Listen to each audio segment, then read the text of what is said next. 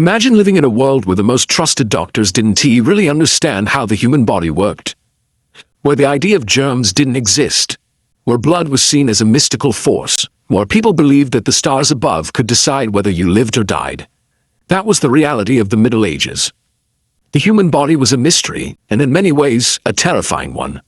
People in the medieval world knew that sickness could strike at any moment, that wounds often led to death, and that childbirth was as dangerous as any battlefield. Without microscopes, without modern science, and with only fragments of ancient knowledge to guide them. They created a patchwork of strange beliefs about what was happening inside their bodies. Some of these beliefs came from ancient Greek and Roman traditions, passed down for centuries. Others were born from religion, superstition, or sheer guesswork. To us today, they seem bizarre and laughable. But to people in the Middle Ages, these ideas were deadly serious. It guided medicine, shaped diets, influenced beauty standards, and even determined how people thought about life and death. In this video, we'll uncover the strangest, weirdest, most fascinating beliefs medieval people had about their own bodies. We'll learn why doctors thought your health depended on 4 mysterious fluids. We'll see how astrology's the alignment of the stars was used to decide when to perform surgery. We'll explore why sin was thought to cause disease, and why some people believed the liver, not the brain, was the seat of courage and intelligence. We'll also look at the stranger sides of medieval beauty, like why pale skin was a sign of purity, or why some people thought rotten teeth were fashionable. We'll explore the strange and sometimes gruesome ways the dead were used in medicine, and how the body itself was seen as a battlefield between sin, disease, and the divine. And here's the most fascinating part. Although many of these beliefs seem absurd to us now, they made perfect sense to the people who lived in the Middle Ages. Their world was dangerous, filled with invisible threats. Illness could strike without warning and with no real knowledge of germs or anatomy. People tried to explain the body the only way they could, through the lens of faith, astrology, and inherited wisdom. So, step back in time with me, into a world where the human body was a mystery wrapped in superstition. A world where doctors carried astrological charts as often as they carried scalpels.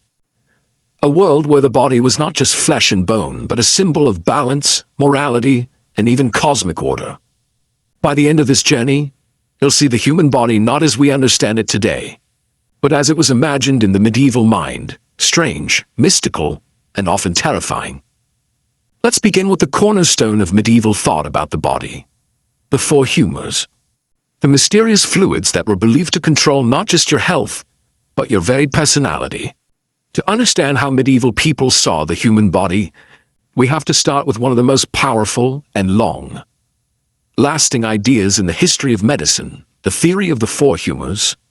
For over 1,000 years, doctors believed that every person's body was controlled by 4 mysterious fluids: blood, phlegm, yellow bile, and black bile. This idea didn't start in the Middle Ages. It came from ancient Greek thinkers like Hippocrates and later the Roman physician Galen. Their writings were preserved, copied by monks, and studied by medieval doctors who treated them as absolute truth. To them, the 4 humors were the key to health, personality, and even fate itself. Each humor had its own qualities. Blood was warm and moist, associated with life, energy, and cheerfulness. Phlegm was cold and moist, linked to calmness, laziness, or sluggishness. Yellow bile was hot and dry, giving people fiery tempers, ambition, or restlessness. Black bile was cold and dry, connected with sadness, melancholy, and deep thought. The balance of these humors determined everything about a person. If your humors were in harmony, you were healthy and well-balanced. But if one became too strong or too weak, sickness appeared.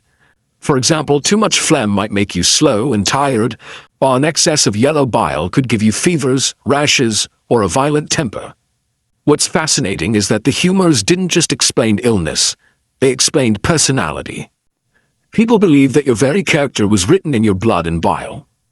A person with a cheerful social nature was called sanguine, from the Latin word for blood. A quiet, calm person was phlegmatic. A hot-tempered, aggressive man was choleric, from yellow bile. And a thoughtful, gloomy poet might be called melancholic, from black bile. These words, sanguine, phlegmatic, choleric, Melancholics still survive in our language today, even though we no longer believe in humors. That shows just how deeply this idea shaped culture. Doctors in the Middle Ages used the four humors to explain almost every symptom. If you had a fever, they might say your body was too hot and needed cooling. If you were pale and weak, they would say your blood was thin or your humors were out of balance. And how did they try to fix this? By restoring balance. This is why treatments like bloodletting were so popular. If a patient had too much blood, the cure was simple: drain it out. Leeches, knives, and cups were used to remove excess blood, often leaving the patient weaker than before. For too much phlegm, doctors recommended spicy foods or warm drinks to heat the body. For excess black bile, purging and laxatives were prescribed to flush it out. Even diet was shaped by humors. Foods were classified as hot, cold, moist, or dry, and eating them was thought to influence your internal balance.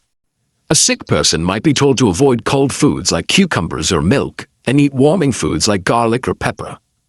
Wine, considered hot and dry, was often prescribed as medicine.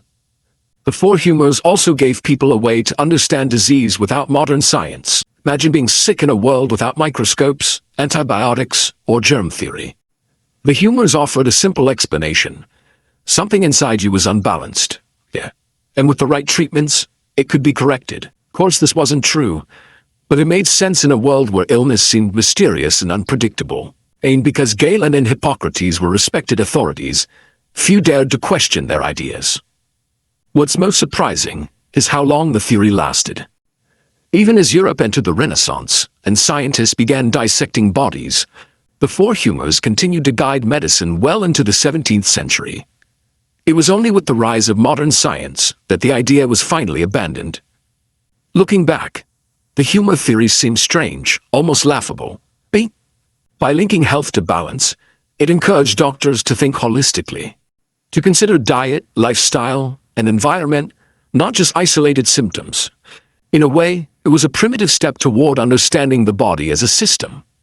Still, in the Middle Ages, the humors dominated every explanation of the body, from why you sneezed to why you felt sad. To them, you weren't just made of flesh and bone. You were a living vessel of four mysterious fluids, constantly shifting and shaping your life. But humors weren't the only force people believed controlled the body. Above the humors, beyond earthly flesh, there was another power shaping human health: the stars. In the next part, we'll explore how medieval doctors used astrology to map the body, diagnose illness, and even decide when it was safe to perform surgery. When we think of astrology today, we often picture horoscopes in magazines or apps, telling us about love, luck, and personality. But in the Middle Ages, astrology was not a casual pastime. It was considered a serious science, and doctors used it to guide medicine. In fact, many physicians believed that the stars above held as much power over the human body as blood and bone. This idea came from the belief that the universe was a giant, interconnected system. The heavens and the earth were linked, and the same forces that move the planets also influenced the human body. If the moon could control the tides, then surely the stars could control our health. To medieval thinkers, this made perfect sense. Doctors often carried astrological charts, and before treating a patient, it would calculate the position of the sun, moon, and planets. They believed that each zodiac sign ruled a different part of the body. Aries, the ram, governed the head. Taurus, the bull, ruled the throat and neck. Gemini, the twins, controlled the arms and lungs. Cancer, the crab, watched over the chest. All the way down to Pisces, the fish, which ruled the feet. This was known as the zodiac man, figure you can still see illustrated in medieval manuscripts, an image of a human body overlaid with zodiac symbols, marking which sign controlled each body part. So if you came to a doctor with a headache while the moon was in Aries, he might refuse to treat you until the stars were more favorable.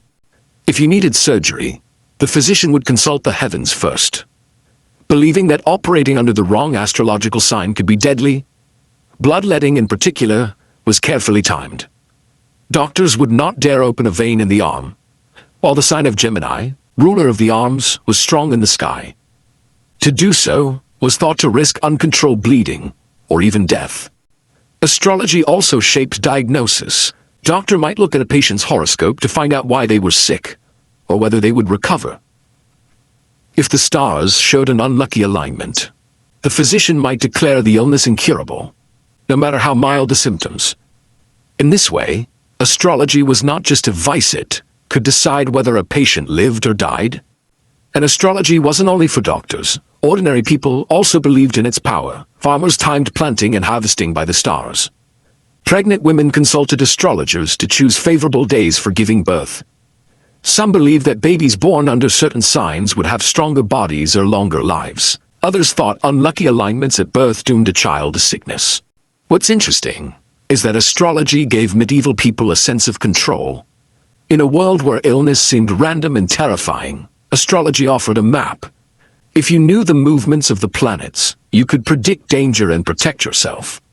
It gave order to a universe that often felt chaotic. Of course, we now know astrology has no effect on health.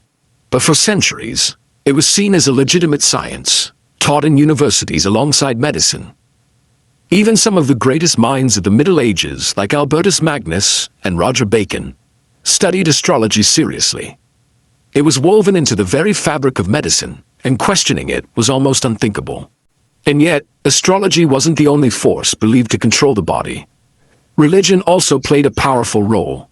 To many people, sickness was not just written in the stars. It was a punishment from God, reflection of sin, or even a sign of demonic influence. In the next part, we'll explore how medieval people saw the human body not just as flesh and blood, but as a temple of sin, morality, and divine punishment.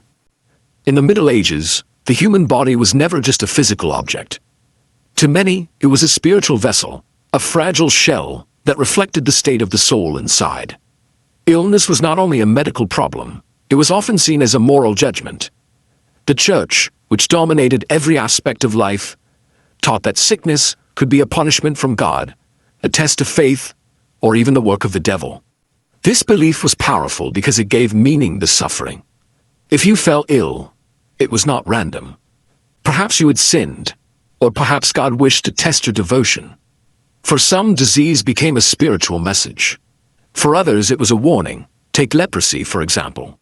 Today we know it as a bacterial disease that damages the nerves and skin. But in the medieval imagination, it was a visible mark of sin. Leprosy disfigured the body in frightening ways, and many believed it was the physical sign of inner corruption. Lepers were often forced to live apart from society, wearing special clothes or ringing bells to warn others of their presence. They were not just feared for their disease, they were judged for their supposed sins. The same thinking applied to other illnesses. The plague, with its sudden and devastating power, was seen as divine punishment for the wickedness of humankind. When the Black Death swept across Europe, many believed it was God's wrath for greed, pride, or corruption. Entire towns turned to prayer, fasting, and processions of penitence in hopes of forgiveness. Some even welcomed the suffering, believing it purified the soul. But it wasn't only physical disease that was moralized. Even the way people imagined organs reflected spiritual ideas. The heart, for example, was seen not just as a pump of blood, but as the seat of love, courage, and morality. A pure heart was a spiritual state as much as a physical one. The stomach, meanwhile, was often linked to the sin of gluttony, while lust was thought to reside in the lower parts of the body. In this way, the body itself became a map of virtue and vice. This moral view of the body shaped treatments as well. A patient might be advised to confess sins, fast, or perform acts of charity in order to heal. Doctors sometimes prescribed prayer alongside potions. Pilgrimages to holy sites were common cures. People traveled to touch relics of saints, to drink water from sacred springs, or to lie in beds once occupied by holy figures.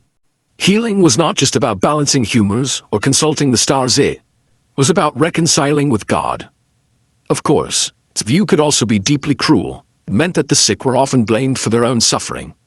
A woman who fell ill after childbirth might be accused of secret sins. A man with seizures might be thought possessed by demons. In such cases, the church sometimes prescribed exorcism, with prayers, holy water, and rituals intended to drive out evil spirits. But for many, the blending of body and soul gave comfort. Suffering was not meaningless. It had a purpose. even if that purpose was hidden. Pain could bring purification, disease could bring humility, and death could be the gateway to eternal salvation. In the end, the medieval view of the body as a temple of sin and disease reveals a world where health was never just about biology. It was about morality, spirituality, and cosmic justice. The body was a battlefield between God and the devil, between virtue and vice, and every sickness was a reminder of humanity's fragile, sinful nature. Yet, as deeply spiritual as this worldview was, it coexisted with another set of strange beliefs, those about the organs themselves. Because without dissections and microscopes, medieval people had to imagine what each organ did, and their guesses were often as bizarre as they were fascinating. In the next part, we'll uncover these strange ideas about the organs, why the heart was seen as the mind, why the liver was thought to hold courage, how the brain was often dismissed in favor of more important parts of the body. Today, we take it for granted that the brain controls thought, that the heart pumps blood, and that the liver filters toxins. But in the Middle Ages, people had no microscopes, no biology textbooks, and very limited dissections to guide them. Most of what they believed about the body's organs came from ancient texts, guesswork, and religious symbolism. The results were strange, fascinating, and sometimes wildly wrong. Let's begin with the heart, the organ that held special significance in almost every culture. For medieval people, the heart was not just a muscle, it was the center of life, love, and courage. Many believed it was the seat of thought and intelligence, not the brain. When someone felt emotions like love or fear, the fluttering heartbeat seemed proof that the heart was where those feelings lived. To call someone pure of heart was more than a metaphor, it reflected a genuine belief in the heart as the source of morality. Then there was the liver, which was considered one of the most powerful organs in the body. Ancient medical texts claimed that the liver was the source of blood itself, the factory that generated life. It was also seen as the seat of courage and strength. Warriors were sometimes described as having strong livers, meaning bravery. To harm the liver was to rob a man of his spirit. The brain, surprisingly, was often dismissed. Without an understanding of nerves or consciousness, many medieval thinkers saw the brain as little more than a cooling device, a sponge that absorbed vapors from the blood. Galen, whose writings influenced medieval medicine, did suggest that the brain controlled some functions, but in daily life, most people gave it little importance compared to the heart and liver.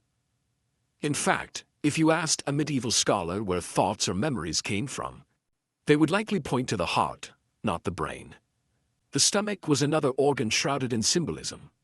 It was not just where food was digested, but the seat of appetite and desire. Gluttony, one of the 7 deadly sins, was often associated with the stomach, which was imagined as greedy and insatiable. A weak stomach was sometimes seen as a sign of moral weakness, while a strong stomach suggested discipline and virtue. Even stranger were ideas about the reproductive organs. Since dissections were rare and often forbidden, knowledge of sexual anatomy was limited. Men were believed to provide the seed of life, while women's role was often reduced to being a vessel, a container for the developing child. Some medical texts even described women's reproductive organs as an inward penis, suggesting that female anatomy was simply a lesser version of male anatomy, hidden inside the body. These misconceptions shaped not only medicine but also cultural attitudes toward gender. And then there were the humor-based interpretations of organs. If too much yellow bile collected in the gallbladder, anger and fevers resulted. If black bile lingered in the spleen, sadness and melancholy appeared. Organs weren't just physical. They were containers of personality and emotion. Sometimes organs were thought to hold mystical or spiritual power even after death. In royal burials, it was common for the body to be divided, with the heart or intestines buried separately in sacred locations. This reflected the belief that organs carried spiritual essence. Pilgrims sometimes sought relics of saints' hearts, preserved as holy objects believed to heal and protect. Of course, not all medieval ideas about organs were completely wrong. They knew that wounds to the heart were fatal, that the liver was crucial for life, and that the stomach digested food. But without real anatomy, they filled the gaps with symbolism, morality, and imagination. To them, the body was not a machine, but a spiritual map, each organ tied to courage, love, sin, or strength. And these beliefs shape treatments. A doctor might prescribe herbs for the liver to restore bravery, or foods for the stomach to cure not just indigestion but greed. The body was treated as a moral being as much as a physical one. Strange as these ideas seem today, they gave people a way to make sense of their bodies in a world of mystery. Without microscopes or X-rays, imagination was their greatest tool. But organs weren't the only part of the body tied to strange beliefs. Appearance itself, skin color, hair, teeth, even body shape, carried powerful meanings. In the next part, we'll explore how medieval beauty and health practices reveal some of the weirdest, and sometimes most dangerous, ideas about the human body. When we think of beauty and health today, we often imagine cosmetics, fitness, and medicine backed by science. But in the Middle Ages, beauty and health were tied together in strange ways, shaped by superstition, status, and the constant struggle to survive. Some practices were harmless, others were downright deadly, and many reveal just how differently medieval people thought about the human body. Let's start with skin. In the Middle Ages, pale skin was considered the height of beauty. Pale face signaled that you were wealthy enough to stay indoors, far away from the sun and hard labor. Tan skin, by contrast, suggested that you were a peasant, toiling in the fields. Women, especially noblewomen, went to great lengths to keep their faces white and smooth. They used face powders made from flour, ground chalk, and even lead. Yes, lead. Lead-based cosmetics made the skin look pale, but they were highly toxic, slowly poisoning the women who used them. Then there were strange ideas about teeth. In England, centuries later, Queen Elizabeth I's blackened teeth became a symbol of wealth, because sugar was rare and expensive. While Elizabeth lived in the Renaissance, the idea had roots in medieval society. Dental health was often a marker of class. To medieval nobles, having access to exotic sugar-filled treats was a sign of privilege, even if it meant rotting teeth. Hair also carried meaning. Blonde hair, especially for women, was considered angelic and pure. Brunettes were often seen as earthy and serious, while red hair carried suspicion, sometimes even linked to witchcraft or deceit. Women used concoctions made from saffron, onion skins, and even horse urine to lighten their hair. Men, meanwhile, grew long hair and beards to show virility and strength, though fashions changed with the times. Health and beauty often overlapped in the strangest ways. For example, some believed that washing too often was dangerous, since it opened the pores to disease. Bathing was a luxury, and in some places, public bathhouses doubled as social gathering spots. But when plague struck, bathing was often abandoned out of fear that water spread illness. As a result, perfumes, herbs, and scented cloths were used to cover the smell of unwashed bodies. Another unusual practice involved bleeding for beauty. Since bloodletting was already common for health, some believed it could also improve appearance by making the skin clearer and fresher. Women sometimes underwent small bloodlettings for cosmetic reasons, treating pimples, rashes, or even to keep a rosy complexion. Of course, this usually left them weaker, not more beautiful. Cosmetics often came with hidden dangers. To redden the cheeks and lips, women used mixtures containing cinnabar, a mineral form of mercury. To brighten eyes, they applied powders that could cause irritation or even blindness. Beauty in this sense was not only a social symbol, but a gamble with health. But beauty was not just about cosmetics, it was moralized too. A healthy, symmetrical body was seen as a sign of inner virtue, while deformity or ugliness was often linked to sin or punishment. Hunchbacks, the lame, or those with scars, were sometimes shunned, believed to carry the mark of divine disfavor. At the same time, saints and holy figures were often depicted as radiant and flawless, their beauty proof of their spiritual purity. We also find strange practices in diet. Medieval people believed that eating certain foods could shape not only health but also appearance. Rich, fatty foods were thought to make the body soft and attractive, while coarse bread or onions might make the skin rough. Some believed that eating hair would make a child timid, or that drinking milk from a dark-colored cow could darken a baby's complexion. Pregnant women, in particular, were given odd advice. To ensure a beautiful baby, they were told to look at attractive people or holy images during pregnancy. They were also warned against certain foods, in case the child inherited the animal's traits. The belief that appearance and character could be shaped before birth shows just how blurred the lines were between medicine, magic, and beauty. These practices reveal a truth about medieval life. Beauty was not just about looking attractive, it was a signal of class, morality, and even divine favor. Pale skin, shining hair, and smooth faces were not just fashion statements, they were proof of wealth, health, and spiritual worth. And people were willing to risk their lives with toxic cosmetics, dangerous diets, and bloodletting to achieve that ideal. But beauty was only part of the picture. Medieval people also had strange and unsettling ideas about death, and about what happened to the body after life ended. Some even believed the dead could be used to heal the living. In the next part, we'll step into the shadowy world of death, superstition. In the body where corpses became medicine, and the boundaries between life and death blurred in disturbing ways. For medieval people, death was never far away. Plague, famine, war, and disease meant that life could end suddenly, and death was a constant companion. But in the Middle Ages, the human body after death wasn't simply left to decay. Instead, it became the center of strange superstitions, spiritual fears, and even medical practices that seem shocking today. One of the strangest beliefs was that parts of the dead could be used as medicine. This practice, known as mumia, involved grinding up human remains, bones, flesh, or even dried blood and using them as a cure for various illnesses. The idea came partly from mistranslations of ancient texts, which described the use of bitumen, a natural resin. Europeans confused it with mummified remains brought from Egypt, and soon they were importing and consuming ground-up mummies as a kind of miraculous remedy. It was believed that the essence of life remained in the body after death, and by consuming it, the living could absorb that power. But this wasn't limited to Egyptian mummies. In medieval Europe, there were reports of criminals' bodies being used in similar ways. Fat from executed men was sometimes collected and used in ointments. Blood from the freshly dead was thought to treat epilepsy. These practices sound horrifying today, but they reflected a belief that life force, or vitality, lingered in the body and could be transferred. Superstitions also surrounded the corpse itself. Many people feared that the dead could rise again if not properly buried. Stories of restless corpses and revenant surly versions of the vampire myth circulated widely. Villagers sometimes exhumed bodies that were suspected of walking after death.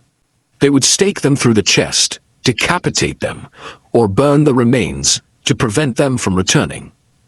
These gruesome rituals reveal how deeply people feared that death did not always mean peace.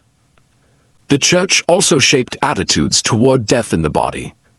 Corpses were treated with ritual and reverence, not only as remains but as symbols of the soul's journey. Relics of saints' bones, hair, or even entire bodies were treasured and believed to hold miraculous healing power. Pilgrims traveled across Europe to touch or pray before these holy remains, hoping for cures. Some relics became so famous that they turned into powerful centers of pilgrimage, drawing crowds who believed that touching a fragment of a saint's finger or a vial of their blood could heal any disease. But the body was also feared as a source of disease. Stench of decay was thought to spread sickness, and during times of plague, mass graves became places of horror. People stuffed herbs, flowers, spices into their clothes to ward off the miasma, the bad air that was believed to cause illness. The dead were both revered and dangerous, holy and polluted, capable of curing and of cursing. Even the way bodies were buried reflected superstition. Some were buried with protective charms to prevent spirits from disturbing them. Others were laid in churches or holy ground to ensure salvation. In certain regions, it was believed that improper burial could lead to haunting or unrest. The line between medical belief, superstition, and religious ritual was blurred, and the corpse stood at the center of it all. Perhaps the most haunting belief was that the body itself could betray the soul. Decomposition was often seen as a reflection of sin. A body that decayed quickly was thought to be impure, while incorrupt corpses, those that remained intact for long periods, were considered signs of holiness. Saints' bodies were sometimes reported to remain fresh and sweet-smelling long after death, proof, it was believed, of their divine favor. To the medieval mind, the human body did not stop having meaning after death. Instead, it became a powerful object, full of spiritual and even magical significance.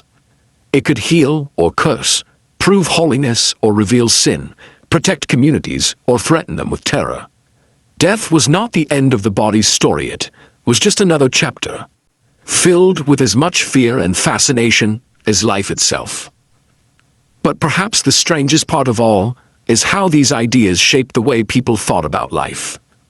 If death was so filled with mystery and danger, then life itself seemed fragile, temporary, and controlled by forces far beyond human understanding. In our final part, we'll bring everything together, looking at how these weird and wonderful beliefs about the body shaped medieval life, and what they can teach us about the human imagination in a world without modern science. We've taken a long journey through the strange world of medieval beliefs about the human body, from the four humors to the power of the stars, from sin and morality to the mysteries of organs, beauty and even death. We've seen how people in the Middle Ages tried to make sense of the most complex machine they knew themselves. Looking back, many of these ideas seem bizarre. We know now that bloodletting weakens the body instead of curing it. We know that stars don't decide when it's safe to perform surgery. We understand that the brain, not the heart, is the center of thought, and that disease comes from germs, not sin. But to judge these beliefs only by their accuracy is to miss something important. These ideas mattered because they gave medieval people a way to understand a frightening, uncertain world. Think about the conditions of the time. Life was fragile. Illness could strike without warning. Famine and plague swept through villages, leaving death in their wake. Childbirth was dangerous. Simple wound could turn deadly. Without microscopes, without modern medicine, people had to find patterns and explanations wherever they could. The four humors gave them a system. Astrology gave them a map, and religion gave them meaning. Even superstitions about death offered comfort, a way to explain why the world was filled with suffering. These beliefs also shaped society in ways that went far beyond medicine. They influenced diet, fashion, beauty standards, and even how people judged one another's morality. A pale face wasn't just beautiful, it was a sign of wealth and purity. A person with leprosy wasn't just sick, they were thought to be spiritually corrupt. A melancholic poet was in tears, simply sad. They were believed to carry too much black bile in their spleen. The body was never just flesh. It was a canvas on which the soul, the stars, and the divine left their marks. Odd. At the same time, these beliefs reveal something universal about humanity. We have always tried to explain the unknown. We don't have science. We turn to stories, symbols, and systems of belief. The medieval view of the body may seem alien to us, but in a way, it's not so different from how people today sometimes cling to pseudoscience. Fad diets or unproven health trends. The need to make sense of our bodies is timeless.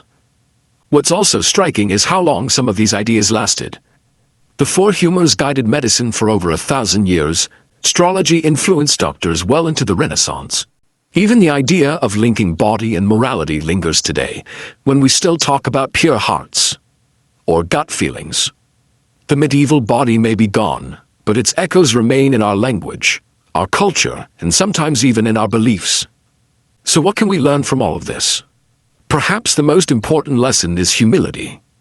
Science is always advancing, and what seems obvious to us today might look just as strange to people in the future. Medieval doctors thought they were using the best knowledge available, just as we do now.